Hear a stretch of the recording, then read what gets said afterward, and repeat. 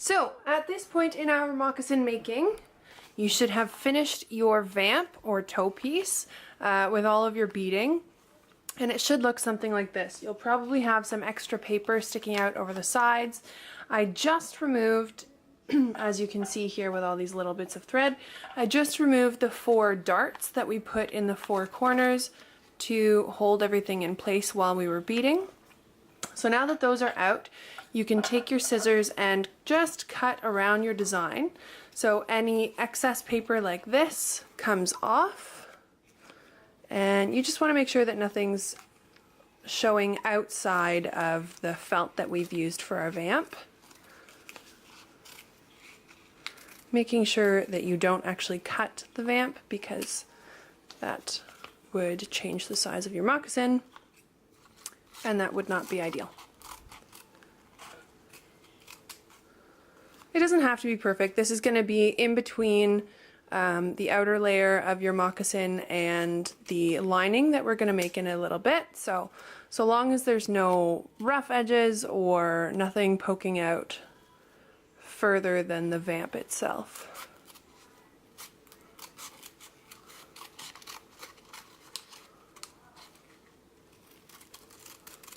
There. So it could look something like that. And then if it's very close to the edge, like mine is, it might actually end up getting sewn into the leather once we start doing our darts to hold everything together. But that's totally okay. So then this gets pushed off to the side and we will move on to our next step. For this next step, you're going to want to make sure that you have a couple things on hand just in case. I like to have a pair of scissors, a ruler, just to make sure that once you start attaching your vamp to the bottom leather piece that we would have cut out earlier, that you're attaching it in the right place so that it'll fit your foot and you'll have enough leather to make the heel. We made these little thimbles out of the excess leather, and because we're working with buffalo hide, which is quite thick, much thicker than the leather that we're using for our welts, which is deer. As you can see, it's much thinner than this piece. So we took an extra little rectangle of the buffalo hide, and you can see I kind of just folded it into a cone and sewed up along this one corner so that it's doubled up in this area to make it a little bit thicker. So as you're trying to sew through the leather, your needle isn't going to go into your finger, it'll get stuck in the leather instead. You're also going to want to make sure that you have your thick thread in the brown that we chose to match our leather. And, oops, you're going to want to make sure that you have your glover's needle, which I just had stuck in a little piece of extra felt. These are special because they're flat on one side, so it makes them much easier to get through the leather. I'm not sure. Yeah, you can kind of see that a little bit there. Makes them much easier to get through the leather. And then I like to have a seam ripper on hand because I often have to redo things and it makes things much easier. But because that's sharp, I'm going to put that away for now. So our first step is going to be to measure our piece of leather, which I'll show you momentarily. Alright, so for our next step, we're going to begin stitching our our vamp and our welt and our base piece together. That's going to make the sole of our moccasins. So I've decided that I want the rough side out. So I'm going to face that up because you want generally the same as most sewing. You want the good sides together. And to do this first step, you want to find the center line of both your welt, your sole, which is right there, and your vamp. So because the beading, it's a little bit stiff, so I'll fold it that way. Find dead center and put them all together with the welt in between the vamp and the sole. So that's my center line right there. Now I've already threaded my glover's needle so that it's ready to go. And I'm just going to tie my knot. And for some of you, going to show you a neat trick. If you get the end of your thread, now I've doubled my thread, you don't have to do that at this point. I don't know if you can see that. You don't have to do that at this point, but I prefer sewing with doubled thread and it'll make it nice and strong. So that's what I've decided to do. But if you hold the end of the thread with the hand that's holding the needle, okay, and then you wrap just above that a few times, and then grab all of that. Oops. Make sure that you don't do what I just did and you keep all of your thread centered. So there, you grab all of that and pull the thread. You hold onto the needle with your free hand and you pull all the thread that you just wrapped all the way down. It should, if you've done it correctly, give you a wicked little knot at the end of your thread. I don't know if you can see that, but there you go. So now you can start sewing. You want to grab all of these, making sure that they're still in the center, and start from the back, push up, and this is where your thimble will come in handy. So I've got my thimble on, because you're pushing through 2 layers of leather and the felt, so you want to make sure that you're getting relatively close to the top. There, push through and pull. And what I like to do, part of the reason why I like to sew with my thread doubled over, is because then to make it extra secure, I can go in between the threads that are knotted at the end, and that will make it nice and tight. Now for this, and for all of the subsequent steps, you want to make sure that all of your needlework and all of your thread is being pulled very tight as you go along, so that your moccasins will stay secure and that you won't have any holes in your finished product. So I'm going to go through, you want to go through about, I'm going to say 3 or 4 times. These are kind of just tacks. You're going to be sewing over them afterwards. But still, just to make sure that you have a nice base, you want to keep them nice and tight. And you can even go back and do a little loop under the thread that you've just sewn through, again to make it really, really tight and secure. Take my needle, go back again, and I'll do that one more time once I get this through. And because we are using buffalo hide, it's quite thick, so sometimes you might need to play around with your needle a little bit to get it through. Make sure that you're not sewing around your welt, as I've just done. Oh, and I'm still doing, there you go.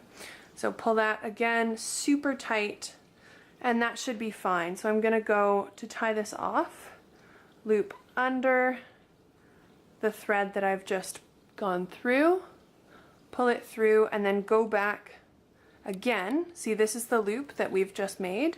You're going to go through that loop and pull that tight. And so that looping around itself is how you tie off most stitches in sewing. So you're gonna go ahead and trim that, and there you are. That's your first dart that will hold all of these pieces together. Your welt is in there nice and secure. Your vamp is facing the side that you want facing out. So my moccasins are going to be this suede finish on the outside, and then this, just like the animal would have been, like the fur on the outside and the smooth side on the inside. Supposedly this way helps with ventilation. I'm not sure. Somebody else can probably tell you more about that. And we're going to move on to our next step. Okay, in this step we're going to be putting in our next 2 darts. But before that, just to make sure that we have enough space, I'm going to show you what you kind of want to watch out for. So because this is going to be your sew, and this part is going to come up to be your toe, and this is going to fold in to be the heel of the moccasin, you want to make sure that when you're doing these darts, you leave enough space. So hello foot. It's a little bit dark, but that's okay. This is just for demonstration purposes. You want to make sure that behind your heel you have at least 3 centimeters, because that's what you need to do your heel. A little bit more than that is generally good, because a little bit of excess is never a bad thing. So behind my heel here, I've got just over 4 centimeters, and I'm probably going to keep it like that. So to do your next couple darts, you're going to want to pull this back, and so you'll see how this will come up to make the toe of my moccasin. And you're going to, I'll mark this off just with a little mark from my thing here. So you're going to pull this up, and that is essentially where you're going to do your next dart. So all of this excess is what's going to be gathered and give you that ruched look at the front of the moccasin. So here your welt is going to come around, and you're going to want it to be right at the edge of your vamp so that they run parallel. And bring this up, that's going to sit right there. Generally it's about halfway down the sole that you're doing your next dart, but I'm just going to take a little piece like that so that I can see exactly where I've made that. So that mark is right there, quite faint on camera, but I can see it here. So when I remove my foot, I know that I'm going to gather 1 centimeter up from the corner of our vamp with this little mark that I've made here. Again, making sure that our welt is running right along the side of the vamp. So gather it here, and we're going to do the exact same stitching that we did for this dart at the front here, and we're going to do this on both sides. Okay? Okay, so after putting in those 2 darts, your moccasin should look something like this weird thing.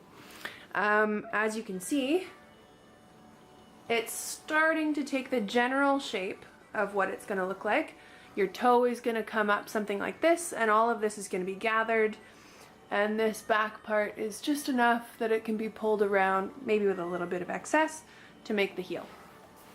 So that's ideally what you want it to look like at this point. The next step, you're going to, again, get your welt so that it's up against your vamp and everything is all lined up. And you are going to find, it doesn't have to be perfect because, like I said before, this is all going to be gathered in that kind of ruched look. So you're going to get those together, find what you think is the center, and do the same type of darting as you did here and here in the center of this area. You're going to keep going until it gathers a little bit, and then eventually you're going to do a whip stitch to just gather the material in between those midpoint tacks. If that doesn't make sense, just keep watching and we'll get there together. However, I am going to be doing something slightly different, the same technique but in a different place, because my leather is very long and narrow and my feet are very long and narrow. I'm going to gather slightly further down than half, and I'm going to keep this part relatively flat against the moccasin and do a running stitch instead so that most of the gathering is right on the toe. This might not work out. I might have to take it out, which is why I have my handy dandy seam ripper. But if it does work out, then that's why this might look a little bit different than what some of the written instructions in the moccasin binders say in the OEE room. If you want to continue on the traditional way, the way that it's been done for the last few years with the pars, find the midpoint and do your next couple tacks, and we should be in relatively the same spot in the next video, and I'll explain how to carry on from there. Okay, so like I said, I'm doing mine a little bit differently than the instructions have said for the last few years in the par book. But what you would have done, this connection would have been around the same area on the welt, but it would have been gathered in the center so that all this excess fabric would have been split up between this section and this section. And then, like I said before, what you're going to do next, and you would do this both up here and down here because you'd have more excess fabric on this side, is you're going to find the center again, bring that in, and you're going to do more darts, and you would do 1, 2, 3, 4, and then you would gather that again in between those until you get pieces that you're comfortable whip stitching around. And a whip stitch is when you go through the fabric, loop around to the same side that you went in initially. So say I'm going to be doing a running stitch along here, is when you just go back and forth. Sorry. I'm just going to be doing a running stitch along here, so I'm going to be back and forth in the fabric. But if you were doing a whip stitch, say you started on this side, you go through and then come around, and you're traveling along the edge, but you're still always going through the same side. So you're going in the outside, pulling through, going in the outside, pulling through, etc. So once you do, you gather the welt and do your tack in the center, and then you do that again. You could even do another tack in between there, and then once you're comfortable doing whip stitch around that, then you would go from your initial tack, whip stitch all the way around until you've gathered and secured all of the fabric so that you don't have any holes. Okay, I will reconvene with you after those steps. Okay, so once you get to this point, I've done a lot of tacking because I didn't do any gathering along here. There was a lot of extra fabric up at the top. So I did perhaps a little bit more than you would have done, but it's the same idea. So it should look something like that. And once you get to this point, you can start doing your whip stitch. I haven't done my sides here yet because I'm going to do the same thing that you'll be doing on your moccasins. So I've already knotted my thread. I'm probably going to need to cut another length. I'm not sure if this will be quite enough to make it all the way around, but we'll see. Hopefully it will be. So you want to start from one end. I generally go in right around where your first knot is. You want to go through with a lot of effort. This is why we have our wonderful little thimble. You can see how many times it's gone through into my finger. And pull that through again, because you're going through so many layers and thread and whatnot, it might take a little bit of working. I'm going to secure it by going back through my thread. Please focus, camera. There we go. Pull it tight, and then you're basically just going, you can you can make these gathered parts smaller if you want, or you can just tighten them across. It's totally up to you, depending on what you want your moccasins to look like. I'm probably going to do a combination of both because these gathered pieces are fairly uniform right now, and I think I might want them to look a little bit more randomized. But you're basically just going, so I went through and I'm going back around. That's what a whip stitch is. So you're always going to be coming through from the same side. So pull that tight and then go back around. I'll come in from this side. Again, once you loop through, you want to be pulling these stitches as tight as possible. I'm going to go through the center,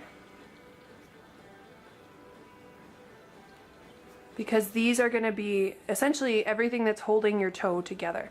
So if you're, especially once you get around to the very, see, and then I've created two nice little gathered bits right there. Especially once you get around to this toe area, if your moccasins are tight at all on your foot, the leather will stretch, but all of this, especially because we used felt for the vamp, you want those really tight so that eventually your toes don't pull it apart. Okay, so keep going around like that until you get to the other side.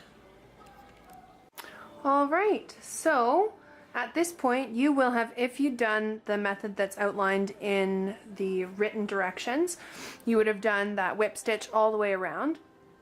If you've watched the video and this ends up looking really nice, so you've decided to do what I'm doing right now, then I started from here and did my whip stitch all the way around. I did tie it off. However, because I had so much thread left, I figured I'd leave it and just continue going across with my running stitch. And actually, instead of doing a regular running stitch with which you go back and forth through the fabric, I'm going to do a back stitch, which I'll show you right now. So my thread is coming out over here, as you can see. Maybe once my camera focuses. Beautiful. So I'm going to go through all three layers, the leather, the sole, the welt, and the vamp. And then instead of going, instead of continuing forward, I'm going to go back this way, parallel to where I went in originally. This is very dark.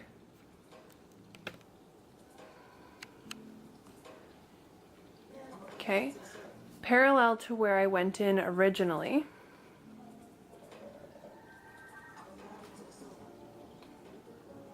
back through.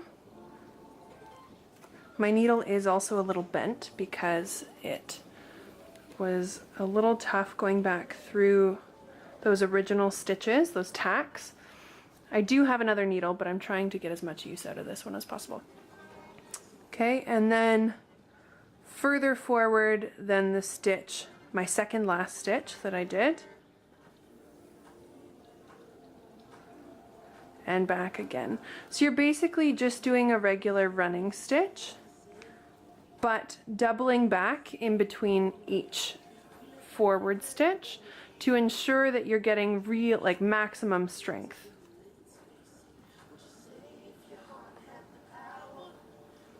Okay, and I'm going to continue and do that on both sides, and then we will work on the heel.